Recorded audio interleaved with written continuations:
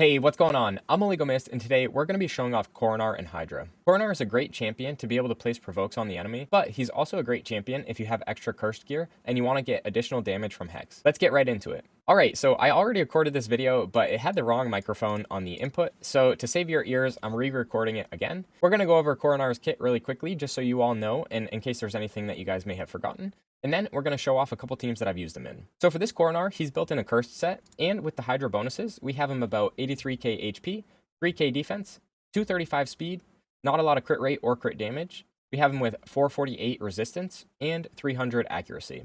So this way he'll be able to go in on the lower levels, maybe hard, maybe brutal if you have him with increased accuracy. And then he'll go in, he'll provide your team as a mischief tank, a decreased defense, decreased attack champion, a provoke champion, and with the Hex, he'll be able to place that on the Mischief head so that you can attack it more consistent. For Coronar's skills, his A1 provides your team with an AoE attack. If Manaya is on the team, or if you're in other areas of the game, it's a little more beneficial, but for Hydra, it's just an AoE attack. His A2 goes in, and when it's booked, you have a 100% chance of placing Provoke on all enemies for one turn. This is a place, because he's not attacking, he'll be able to put this through the Poison Cloud, which is really nice. And then he goes in and he self-buffs with a block debuffs and an increased defense on a 2-turn for a 3-turn cooldown. So again, a 3-turn cooldown for the provoke is really nice. If you're not able to book this out, it's ideally what you want to get for him. His other books you want in the A3, but ideally you get his A2 booked out, and you could probably stop with books there. For his A2, he goes in, attacks all enemies again, and he places the decreased attack, and then he'll also place decreased defense on targets already under decreased attack debuffs. So this is really nice if you pair him with another champion like Mighty Uko, for example, who places an AoE decrease attack, or a champion like Nekmothar, who's also placing the decrease attack. The nice thing about Coronar that makes him really exceptional for provoke sets or curse sets is the fact that he has this counterattack ability. Whenever an enemy is under decrease attack, decrease defense, or decrease speed, he'll counterattack whenever he's hit. So, because you're bringing him in with other champions that are able to provide things like decreased attack, defense, or speed, he'll go in and he'll pretty consistently counterattack and then get the provokes more consistent and the hexes more consistent. I highly recommend you build him up with a resistance and you bring him in with a blood shield accessory, so that way he's able to go in and more consistently be the mischief tank. So mischief hits him and then he'll get an additional counterattack. You'll see the team that we used him on had a Sham that's built also with resistance, and the Sham has a blood shield accessory. So Sham is going to be tanking the Mischief, which is nice in the sense that you have an additional Mischief tank, but it's bad in the sense that Coronar is not getting attacked as much, so he's not attacking as much, placing the Hex or getting the additional damage on the enemies. So ideally, again, he's your Mischief tank. Because of this counterattack ability, he's going to be placing the Curse more often. For masteries for Coronar, this one is going down the defense and support tree because originally he was built in a provoke set. When you have Coronar in Provoke, I recommend, if he's your primary Provoker, you go down and you get Fearsome Presence. Now, I would say as well, if you've already got him in the Provoke set and you don't have Masteries yet for him, go in on Hydra, see how consistent it is without the Fearsome Presence, and if he's doing it enough where you feel confident, go down to War Master so you get the additional damage. But if you need him built to be able to provide the Provokes more often, then definitely go down Fearsome Presence. I'd always recommend going down the support tree so that you get the additional accuracy, Lore of Steel, so that if he's in a perception set, he'll get the additional speed and accuracy. And I definitely recommend going down Sniper if you have him specifically in Cursed, because it gives him that extra 5% chance. You can also go down and get Cycle of Magic for him, and you can get Master Hexer as well, which will increase the chance of the decreased defense and decreased attack being on for an additional turn. So for this Coronar, I built him out for a team for Hard Hydra, just so we could see how he does. The team that I built for him originally was this team up here, and I'd say this team is pretty exceptional, except for the fact that we don't have a consistent block debuffs on it. Lady Kimmy is a little bit conditional, and it's on a 4-turn. So if you were going in on manual, I would say it's a pretty solid team, because you're going to have the exceptional damage from Turvold, coupled with the Hex from Coronar. It's going to be able to give your team a lot of passive damage. But we weren't able to place the Provoke enough, and then Head of Wrath came out again and again, so we ended up getting wiped on this team. So I went in, again, I tried a different team that had maybe a little more sustain with the Visix, and this team was able to do a little bit better. We ended up going in, and for this run, we can see we did, on hard, we were able to go in and do 42 million. This team was pretty much full auto. I can go through... and you guys can see just a little bit of how it ran.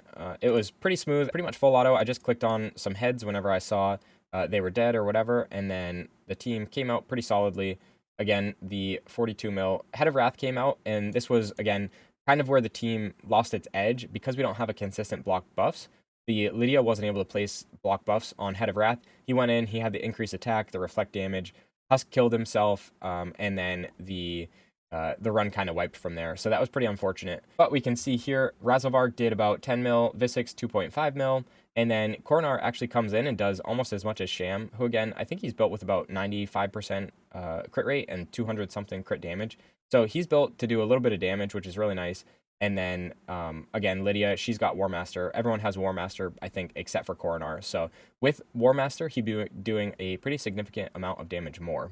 And the one thing that was pretty interesting about this team too, so we went in, we had Coronar going and placing the Provoke pretty consistently, and we actually turned off Visix Provoke as well. So even without Visix, we were able to pretty consistently keep that up. And just to show you the builds really quick, we had Husk going in, again, turned off the A3, 250 speed, 96% crit rate, 265 crit damage, 250 accuracy in case he can land that. Khoronar, again, we already talked about the build, but he's just going in and prioritizing the Provoke on the first turn and then doing whatever. The crit rate for the Sham, 96%, and crit damage, 232, and then he's got almost 400 resistance. Lydia going in, 266 speed. She, again, is also built with resistance and not a whole lot of accuracy. Razovarg built with 100% crit rate, 242 crit damage, 280 speed, enough accuracy to land. And Visix, 292 speed, 450 resist, and 322 accuracy. So, again, the team was built with plenty of mischief tanks, but in reality, they're all just champions that I found on this account that I was like, yeah, let's throw them in, see how it does. And it actually did surprisingly well. So, I would say, too, to the detriment of the team, there's too many mischief tanks, and Coronar is not able to provide the team with that role as effectively as we want, because, again, we want him to get hit by the head of mischief so that he's going and attacking all of the enemies and then placing that hex. Also, again, he's not built with War Master, so his 6 mil damage will be pretty significantly higher. When we go over to my account, over here, we can see my Coronar and how he's built as well. For my Coronar, I have him built in a Provoke set with Perception as well. Primarily, I use him on Brutal Hydra, but this week, because I wasn't part of the Hydra Clash, I just threw him in on a random team on Hard. He has 75k HP, 2k defense, 221 speed with the Hydra bonus, 41% crit rate, 100% crit damage, so not a lot on that, 500 resistance, so that he's a mischief tank again, and about 350 accuracy, so that he can land his debuffs. Again, this time I have mine built with a Blood Shield banner, so that way he's able to go in and consistently provide our team with a mischief tank, even if we have the block debuffs and increased defense on the team. Mine, however, is not booked, so he's not landing all of his decreased defense and decreased attack as often, and he's not placing the Provoke as often as well. Again, mine's also built a little bit differently than how you would probably want. Mine goes down and grabs War Master for the extra damage, and then he goes down the support tree, again grabbing that Lore of Steel and the Master Hexer like I talked about earlier. If I had him on a team only to provide the provokes and nothing else, then I would probably have him go down for Fearsome Presence, but because I want that extra damage, I have him grabbing War Master. Again, for this week, I just wanted to get the 1 key and I stopped, so this team could have gone a bit further, but I just stopped them as soon as I saw that we had the 1 key. And we can see here, Coronar is actually doing 6.1 mil damage on hard. So if we kind of compare that to the one that was built with the Hex set without War Master, that was also doing 6 mil damage, we can see if he's built with War Master and the Hex set, he's probably going to be providing your team with a hefty chunk of damage. Mithrala we can see with 9.6 mil damage as well with the Hex, so she's probably providing our team with a decent bit of damage because she's having that Brimstone proc, but the Hex is also going to be providing a pretty significant amount of damage. On this team as well, we had Martyr and Coronar as the only provokers, which ended up working out pretty well. I wasn't able to consistently land the provokes with just him, but because Martyr has it on a 3-turn cooldown between her and Coronar, we were able to have it about 100% of the time. For Coronar's stats, I'd highly recommend providing him with enough HP and defense so that he's able to consistently stay alive on whatever difficulty you're trying to do. For myself, these stats are pretty good for Brutal, but whenever I put him in on Nightmare teams and Head of Wrath comes out, it can get a little shaky where he can die because he has such low defense. For speed, I'd highly recommend trying to get him about 250 speed, so that way he's able to outcycle the enemy, and he's able to place that provoke more consistently. For resistance and accuracy, you just want to make sure that you have enough for whatever difficulty you're doing, and I'd probably stop there so that you can provide him with more HP, defense, and speed. If your gear is good enough, I'd highly recommend, after you have the speed, HP, and resistance and accuracy that you need, try and build him for damage.